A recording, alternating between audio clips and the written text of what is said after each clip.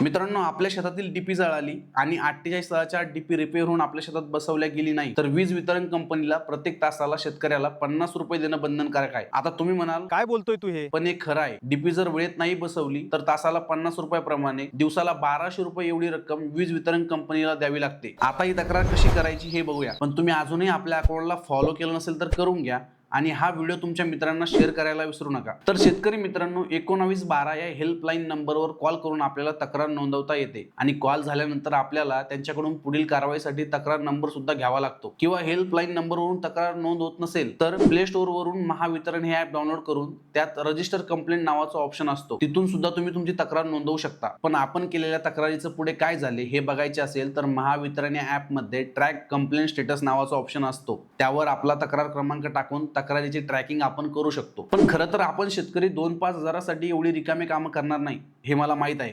पण तरी आपल्याकडे माहिती असावी, कारण वेळ पडल्यास या नियमाचा आपल्याला फायदा घेता येईल. व्हिडिओ आवडल्यास लाईक करा, हा व्हिडिओ सेव्ह करा. धन्यवाद.